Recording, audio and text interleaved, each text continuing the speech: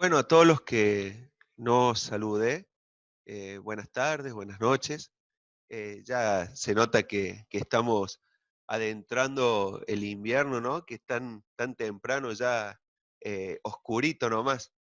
Em, Me acuerdo hace unos meses nomás, a esta hora todavía estábamos afuera o regando las plantas o adentro de la pelopincho, pero ya ahora a las 6:30 ya está oscuro y todavía falta para que oscurezca más temprano.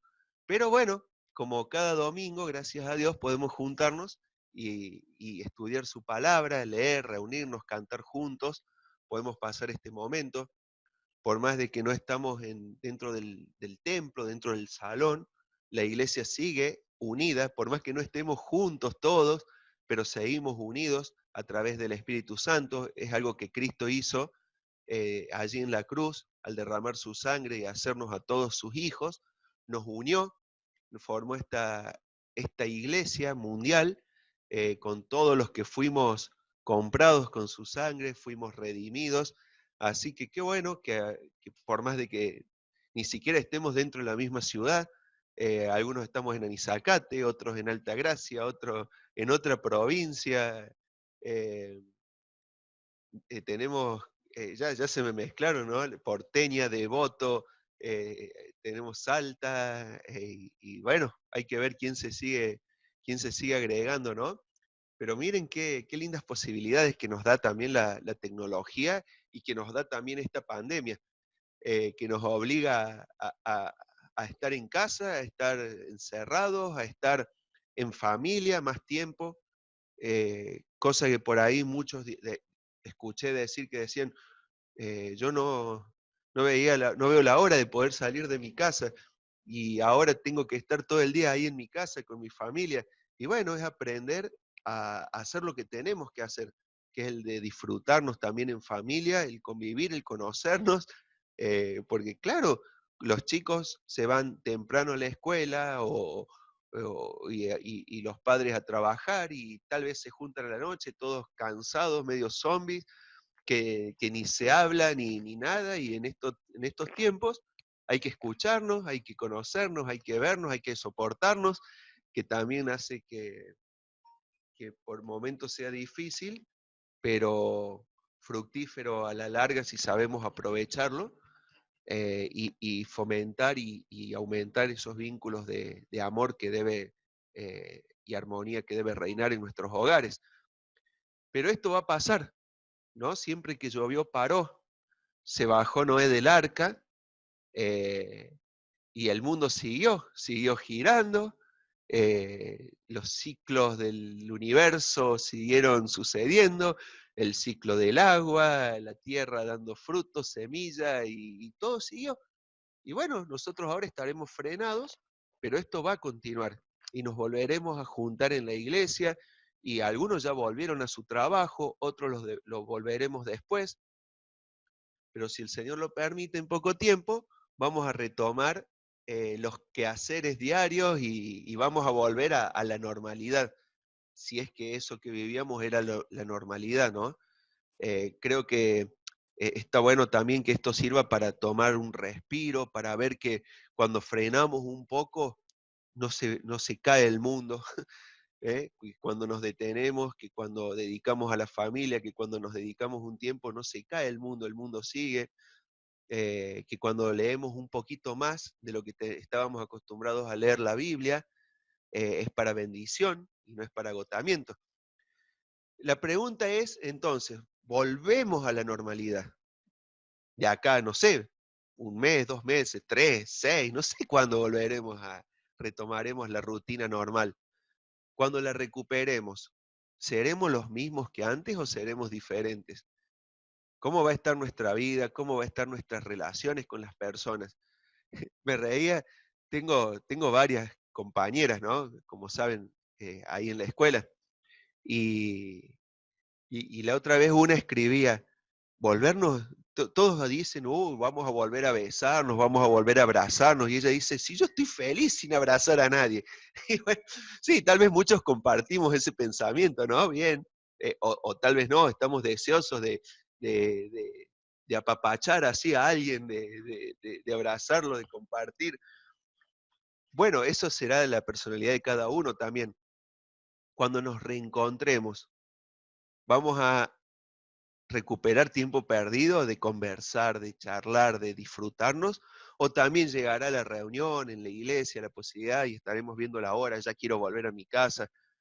Bien, quiero compartir algunos pasajes bíblicos, son varios, vamos a tratar de leerlo rápido, pero ir deteniéndonos, sí, en algunos puntos, para ir analizando todo esto de los cambios que se pueden encontrar en nosotros, o que debería haber en nosotros, y una revisión constante.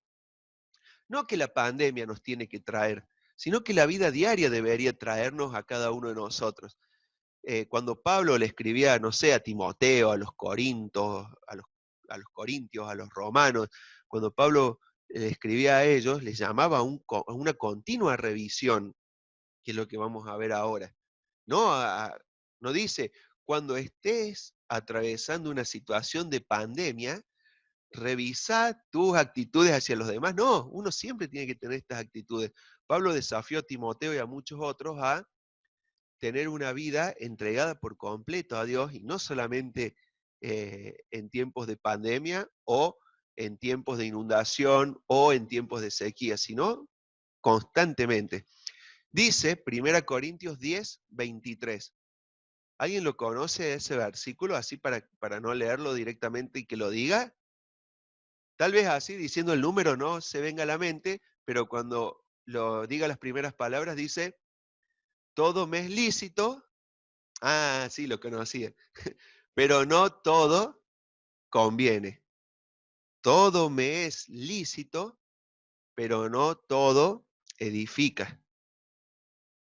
El versículo habla de que todo, muchas cosas, todo me es permitido, muchas cosas. Y en aquella época más todavía se permitían, ¿no? Donde había tanta liberalidad, pero hoy se está apuntando a eso, también a la liberalidad. Ahora bien, todo me es lícito, o sea, muchas cosas me son permitidas, me son legales, pero dice ahí, no todo me conviene. ¿Por qué no todo me conviene? Porque no todo edifica. Y ahí está, no todo me edifica, dice, no, no todo edifica. Es distinto hacer mi casa que hacer una casa. No es lo mismo edificarme que edificar. Por eso es también muy importante esto, que va a ser la diferencia del cristiano verdadero a una persona que no es cristiana. Que el cristiano verdadero, su fin, su objetivo, su meta, es edificar, es hacer sentir bien, es mostrar amor, siempre pensando en el otro, no en uno mismo. El mundo, la liberalidad, apunta a uno mismo, conseguir el máximo de placeres, conseguir el máximo, ascender a lo máximo posible, poder ser yo, poder exigir mis derechos, poder tomarlos a mis derechos, poder eh, alcanzar mi felicidad.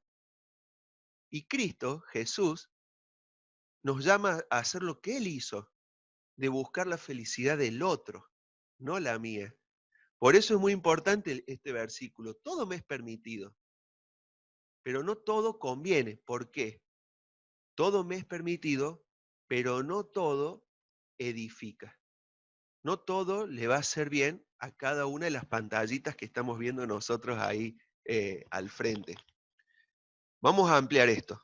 ¿Se acuerdan la última de las iglesias mencionadas en Apocalipsis, la Odisea? La iglesia de la Odisea fue una iglesia acusada, está en Apocalipsis 3:14. La iglesia de la Odisea fue acusada de ser una iglesia tibia. Era una ciudad tibia. ¿Por qué era una ciudad tibia? Porque tenía una ciudad cercana que tenía aguas termales, hirviendo, necesitaban piletones para enfriar el agua, tipo Río Hondo, y para poder enfriar el agua y que pueda consumirse. Pero tenía otra ciudad cercana también, del otro lado, que tenían agua de deshielo, agua helada. Pero esta ciudad era una ciudad tibia. Y todos, cuando abrían la canilla, cuando iban y buscaban agua de los pozos directamente, no era ni caliente como la ciudad de allá, ni fría como la otra ciudad, sino que era tibia. Entonces ellos sabían bien lo que era una tibieza. Y la iglesia que había allí era una iglesia también tibia. No se jugaban por nada.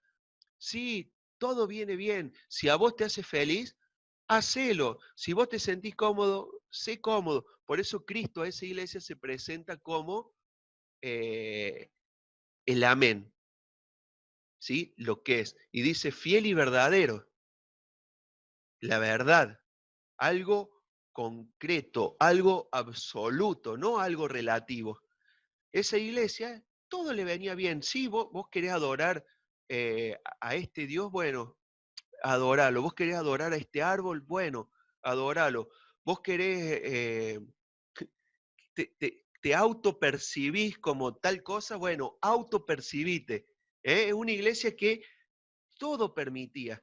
Y dentro de esa liberalidad Jesús se presenta diciendo, yo soy fiel y yo soy verdadero. Fue directamente a lo concreto. No quiero medias tintas. Quiero una iglesia que sea así, que sea amén. Después léanlo a, a esa iglesia.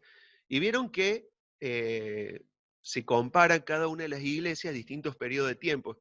La iglesia de la Odisea pertenece eh, a nuestro periodo de tiempo en que nos encontramos en esto, en una iglesia tibia. Ojalá, ojalá toda esta iglesia, ojalá nuestra iglesia apunte a no ser una iglesia tibia, sino a ser una iglesia jugada por el Señor y que cada uno de nosotros miremos, pensemos y vivamos para el otro y no para nosotros mismos. Leamos, sí, en 1 Corintios capítulo 8. Vamos a ir marcando algunas cosas que vamos allí a ir sacando. Allá tenían en Corinto, ustedes saben que cada una de esas ciudades eran grandes centros comerciales, pero también grandes centros idolátricos. Tenían cada una su templo importante, así como viene una de las 7 maravillas del mundo antiguo, el templo de Diana en Éfeso. Bueno, los efesios luchaban contra eso, pero también tenían su templo a Diana, Artemisa, ahí en Corinto. Y también vendían los templecillos y también vendían un montón de cosas. Luchaban contra mucha idolatría. Claro, el imperio romano captaban gente de todo lo que era el imperio. Entonces, del norte, del sur, del este, del oeste, de todos lados venían gente. Y toda esa gente convivía y cada uno venía con sus costumbres, con sus rituales, con sus dioses, con todo lo suyo. Y bueno, y todo era permitido. Entonces iban caminando por la peatonal y encontraban a todos los vendedores ambulantes que vendían, miren, este ídolo les va a servir a los que, no sé, a los vikingos. Este, este diosecito le va a servir a los orientales, a los chinos. Este otro, y así, iban vendiendo para cada uno su dios. Pero también muchos sacrificaban eh, animales para esos dioses. Dentro de esos rituales, parte del animal era quemado, pero parte del animal que sobraba, claro, no lo vamos a desperdiciar. ¿Qué lo hacemos? Lo vendemos en el mercado. Ponemos en la carnicería, oferta, carne, 2 kilos por 700 pesos. Eso sí, en letra chiquita, un pequeño defecto que fue sacrificada para los ídolos. Entonces muchos cristianos empezaban a decir, no, si fue sacrificada a los ídolos no podemos comer esta carne. ¿Qué hacemos, Pablo? Ayúdanos con esta. Pablo les responde esa duda entre medio de otras y les dice así, 1 Corintios 8:1. En cuanto a los sacrificados a los ídolos, sabemos que todos tenemos conocimiento. El conocimiento envanece, pero el amor edifica. Esto principalmente a los que leyeron mucho la Biblia, a los que leen mucho, a los que llevan tiempo de convivir en la iglesia, con cristianos. Cuidado, miren qué advertencia. El conocimiento, ¿qué hace? Envanece. Un sinónimo nos agranda, nos hincha, nos vuelve soberbios. Tengamos cuidado. Lo primero mal que puede hacer el conocimiento es hacernos agrandados, hacernos soberbios. Y el soberbio lastima, ¿sí? El soberbio lastima. Por eso ahí Pablo le dice, el conocimiento envanece, pero el amor edifica. ¿Vos qué querés hacer? ¿Lastimar o querés hacer edificar? Bien, el que conoce de la palabra de Dios, lo primero que tiene que apuntar el cristiano es a esto, a hacer crecer al otro. ¿Hacer crecer en qué? En conocimiento, en amor, en paz, en gozo. Muchas veces al conocer la Biblia empezamos, mirá que la Biblia dice que vos no te tenés que vestir de esta forma, chau, prohibida la entrada a la iglesia. ¿Cuánta gente no pisó más una iglesia porque fue juzgada, atacada, destruida por el que conocía mucho? Pero la Biblia no está hecha para atacar a alguien, sino que está hecha para dar a conocer a Cristo. Cristo se encargará de cambiar, con el Espíritu Santo, se encargará de cambiar lo que cada persona tenga que cambiar. Nosotros como cristianos, ¿qué tenemos que hacer? Enseñar la palabra, ¿sí? Enseñarla con amor, porque el amor edifica. Versículo 2, y si alguno se imagina que sabe algo, si alguno piensa que sabe algo, no sabe nada como debe de saberlo. Pero si alguno ama a Dios, es conocido por Él. Porque es así, el amor es contagioso. Si nosotros amamos mucho a Dios, ese amor se va a transmitir al otro. Si nosotros lastimamos a los otros, ¿qué significa? Que está mal el canal de conexión. Imagínense dos canillas, una de agua fría y una de agua caliente. Si abrimos solo la fría, sale agua fría. Si abrimos solo la caliente, sale agua caliente. Si nosotros abrimos el canal del enojo, es porque no traemos agua de donde corresponde. Si nosotros transmitimos solo amor, si de nuestra canilla sale solo amor, es porque estamos conectados con el tanque verdadero que Dios es amor. Es así, si nosotros no damos amor, es porque no estamos conectados con el tanque que es Dios. Dios es amor. Espero que se entienda la metáfora. Acerca pues de las viandas que se sacrifican a los ídolos, sabemos que un ídolo nada es en el mundo y que no hay más que un Dios.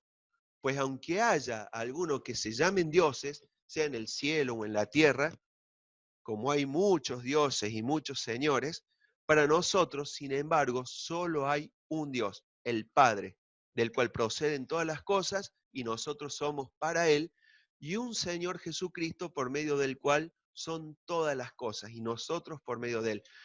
Pero no en todos hay este conocimiento, porque algunos, habituados hasta aquí a los ídolos, comen como sacrificado a ídolos y su conciencia, siendo débil, se contamina. Si bien la vianda no nos hace más aceptos ante Dios, pues ni porque comamos seremos más, ni porque no comamos seremos menos. Pero mirad que esta libertad vuestra no venga a ser tropezadero para los débiles. ¿Qué está diciendo? Todos sabemos que hay un solo Dios, un solo Señor de todo. Y que si a alguien se le ocurrió sacrificar algo a un Dios falso, entonces no nos puede afectar a nosotros. Pero, dice Pablo, que esta libertad que nosotros tenemos de comer, de no comer, de decir, de no decir, de hacer, de no hacer, que esta libertad no vaya a ser tropezadero para el débil. ¿Qué nos está diciendo ahí? Algo que nos vienen diciendo desde Génesis, la Biblia. Antes de hablar, pensá. Antes de decir algo, pensá. Porque tal vez eso que vayamos a decir puede ser de tropiezo para la otra persona. Tal vez lo que vayamos a hacer, sí, pero yo sé que No es pecado eso. Y sí, pero tal vez lo que vos estás por hacer haga tropezar a otro. Entonces, en esa balanza de qué hago, o hago valer mi libertad, o no lo hago para que el otro no caiga, el Señor nos manda eso, frenar nuestra libertad para no hacer caer al otro. ¿Eh? Autolimitarnos a nosotros. Ah, pero ¿cómo vamos a hacer eso si nosotros somos personas creadas, salvadas y poderosas en este mundo? ¿Cómo voy a autolimitar mis posibilidades? Y es lo que Cristo hizo por nosotros. Siendo Dios, se hizo hombre. Siendo perfecto, sin pecado, se hizo pecado en la cruz. Siendo el creador de todo, se limitó a pasar dolor, tristeza, sufrimiento, hambre, sed, cansancio, preocupación. Fíjense. Y nosotros por ahí decimos, no, no voy a ceder mis derechos. Está fallando la conexión con el tanque. Eso es el autolimitarse. Esta libertad vuestra no venga a ser tropezadero para los débiles, porque si alguno te ve a ti, que tienes conocimiento sentado a la mesa en un lugar de ídolos, la conciencia de aquel que es débil no será estimulada a comer de lo sacrificado a los ídolos, y por conocimiento tuyo se perderá el hermano débil por quien Cristo murió. De esta manera, pues, pecando contra los hermanos e hiriendo su débil conciencia, contra Cristo pecáis. Vamos a un ejemplo más concreto. Si un hermano, eh, porque por ahí, hablando así en general, no nos llegamos a imaginar qué tiene que ver con nosotros, ¿no? Pongamos un ejemplo. Si un hermano en su pasada vida era alcohólico, ¿sí? Y a través de Cristo, él se reconoce pecador y Cristo lo saca de esa adicción, deja la bebida y deja ese mal camino. ¿Qué clase de cristiano sería yo si viene a mi casa, lo invito a comer un asadito y le sirvo un Malbec? Voy a estar siendo de tropiezo para el hermano. Puedo estar siendo de tropiezo para él. O si, por ejemplo, en su pasada manera de vivir, se quedaba, era dueño de lo ajeno, como dicen, se quedaban con cosas que no le pertenecían, no lo voy a poner que pase la bolsita de la ofrenda en la iglesia. Voy a estar tentándolo. ¿Y quién va a ser el culpable de eso? Como leíamos recién en el versículo 13. Dice, para no poner tropiezo a mi hermano, dice Pablo, porque si nosotros hacemos eso, estamos pecando contra el hermano, pero principalmente estamos pecando contra Cristo. ¿Qué? ¿Acaso yo no puedo tomar lo que quiero? Y sí, pero por tu hermano no lo hagas. Tomate todo el Malbec que quieras cuando no estés con ese hermano, pero cuando estés con él, toma agua. Por dar un ejemplo concreto, pero hay muchas cosas que por ahí podemos lastimar. La forma en que hablamos, las cosas que decimos, lo digo por experiencia propia, no es que yo nunca haya lastimado a nadie. Tengo que pasar la mitad de mis días pidiendo perdón. Pero bueno, tenemos que seguir y crecer y aprender a eso, a no, a pensar por el otro, a pensar en el otro antes que en nosotros mismos. De esa forma dejamos de ser tibios. Eh, Otro versículo u otro pasaje que completa esto, ahí se los leo, que Pablo le escribió a Timoteo con respecto a esto también, 1 Timoteo capítulo 4. Dice, pero el Espíritu dice claramente que en los postreros tiempos algunos apostatarán de la fe, escuchando a espíritus engañadores y a doctrinas de demonios. Eso no solamente en la iglesia, ¿eh? Puede uno prender la tele, leer un diario, que van a estar viniendo enseñanzas, porque una doctrina es una enseñanza, erróneas, ¿sí? Enseñanzas que no son bíblicas. Y hoy estamos siendo bombardeados por todos lados con enseñanzas que no son bíblicas, de espíritus, de personas que engañan, ¿eh? Y que enseñan doctrinas o enseñanzas de demonios. Por la hipocresía de mentirosos que teniendo cauterizada la conciencia, una lastimadura cauterizada, si ustedes se lastiman y después se le cura o se le cauteriza esa parte, se pierde sensibilidad, no se siente. A lo mejor después se recupera la sensibilidad, pero cuando está cauterizada no se siente. Una conciencia cauterizada es una conciencia que no siente. Me hace pensar en gobernantes, ¿no? En muchos gobernantes que sacan leyes y uno dice, ¿cómo puede ser que saquen estas leyes? Y sí, tienen cauterizadas las conciencias. Prohibirán casarse y mandarán abstenerse de alimentos que Dios creó para que con acción de gracia participasen de ellos los creyentes y los que han conocido la verdad. Porque todo lo que Dios creó es bueno y nada es de desecharse si se toma con acción de gracias. Porque la palabra de Dios, porque por la palabra de Dios y por la oración es santificado. Muchos, y esto hay un término, ¿no? Que, que engloba a todos estos que ponen preceptos como lo ponían los sacerdotes en la época de Cristo o los fariseos o cualquiera de los grupos religiosos, que eran cargas pesadas, ¿no? Cargas legales, y este extremo se llama legalismo, que algunos prohíben casarse, vemos grupos religiosos que prohíben que se casen por A o por B motivos, o personas que también dicen, no, vos te tenés que mantener eh, soltero o viudo porque la Biblia lo dice, y tal vez es su interpretación. Hay quienes dicen, no, es pecado comer morcilla. Hay quienes dicen, no, es pecado comer este tipo de carne. O no, comer grasa es pecado, o ser curado a través de una transfusión de sangre es pecado, o, o, o- o no sé, una mujer que entre a la iglesia sin pollera, o sea, me refiero con pantalón, es pecado, o, o no sé, se van, o una reunión, un hombre ir sin corbata es algo ilógico.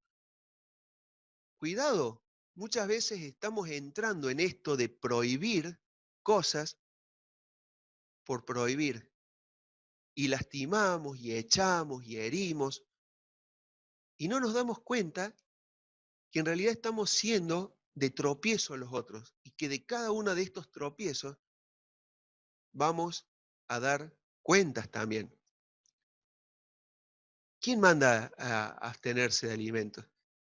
Dice, si cada alimento fue consumido en oración y por la palabra de Dios, más bien dice después, mantenerse en palabra, en conducta, en amor, en espíritu, en fe, en pureza. Eso es lo que tenemos que apuntar. Eso es lo que tenemos que apuntar. ¿Cómo estás andando en pureza? ¿Cómo estás andando en amor? ¿Cómo estamos andando en fidelidad? ¿Entusiasmado en el Evangelio? A eso tenemos que apuntar, no a poner cargas pesadas, sino acercarnos cada vez más a Cristo. Con esto vamos a ir terminando, porque ya el tiempo pasa en extremo. En Romanos capítulo 14, después léanlo ustedes en su casa, no lo vamos a leer, pero todo el capítulo engloba perfectamente este tema que nosotros estamos hablando ahora. Pero quiero centrarme en 3 versículos. El versículo 19 de Romanos 14 dice, sigamos lo que contribuye a la paz y a la mutua edificación. ¿Qué tenemos que buscar nosotros? Paz y mutua edificación. Buscar que el otro crezca. ¿Qué hacemos? ¿Qué hacen las personas? ¿Qué hacemos las personas del mundo normalmente para poder ascender en el trabajo? A mí me llamaba mucho la atención esto, que muchos buscan no superarse a sí mismos, sino bajar a los otros, ¿no? Parece que es más fácil bajar a todos los otros que subir uno mismo. ¿No pasa eso en la mayoría de los trabajos? Buscan cómo Está el término serruchar el piso, ¿no? Que viene justo para cuando alguien está parado arriba, en un piso de madera, uno le serrucha el piso, ¡pum! Cae. Estamos a la misma altura. Es más fácil bajar al otro que uno crecer y subirse. ¿Qué dice Pablo? ¿Qué nos enseña el Señor en su palabra? Edifíquense mutuamente. Si vos no llegás a esa altura, primero ayudá a que el otro llegue. Hacele piecito. Y una vez que el otro esté arriba, te va a dar la mano y te va a ayudar a subir. Esa es la idea, que entre todos vayamos ayudándonos a ir creciendo, a ir madurando, edificándonos, sin buscar destruirnos, sin buscar serrucharnos el piso. Mutua edificación. Después dice, no obstruyas, versículo 20 de Romanos 14, la obra de Dios. No destruyas la obra de Dios por causa de la comida. Después dice, termina este pasaje, Romanos 14, 22. ¿Tienes tu fe? Tenla para contigo delante de Dios. Bienaventurado el que no se condena a sí mismo en lo que aprueba. Pero el que duda sobre lo que come es condenado, porque no lo hace con fe. Y todo lo que no proviene de fe es pecado. Por ahí los chicos preguntan y dicen, ¿y cómo sé qué es pecado y qué no? Cuando hay cosas que no se mencionan en la Biblia, ¿no? ¿Cómo sé yo si es pecado o no es pecado? Y la pregunta es, ¿y vos qué sentís? ¿Y vos qué pensás? Y para mí sí, bueno, no lo hagas. Y si dice, no, para mí no, bueno, investiga más. Pero esto es lo que nos dice acá. Si vos tenés fe que estás yendo en el camino correcto, bien por vos, seguí adelante. Ahora, si tenés dudas, no lo hagas, porque tal vez sea pecado. Si vos pensás que comer morcilla no es pecado, bien, comé fría, caliente, revuelta con huevo, como quieras. Pero si vos pensás que puede ser pecado, no comas, no comas, porque tal vez estés pecando. Porque acá dice, si vos crees que es pecado y así todo lo haces, estás pecando contra Dios, porque le estás desafiando, estás diciendo, no me importa lo que vos pienses. ¿Se entiende cuál es la idea de este versículo? Por más que no sea pecado, si vos crees que es pecado, lo estás desafiando a Dios cuando haces eso.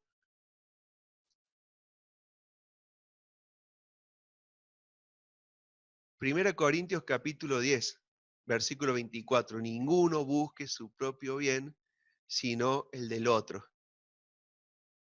Versículo 33. No procurando mi propio beneficio, sino el de muchos, para que sean salvos. ¿Eh? Son los tres pasajes que podemos encontrar este tema de qué comer, qué no comer. Primera Corintios 10, Romanos 14, Primera Corintios 8 y el cuarto pasaje que también tiene que ver, Primera Timoteo capítulo 4.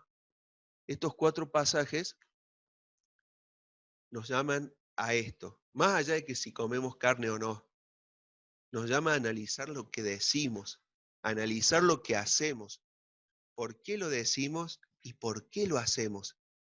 Tenemos que hacer todo, primero, para la gloria de Dios y segundo, para la edificación de los demás, para el crecimiento de los demás, para que los demás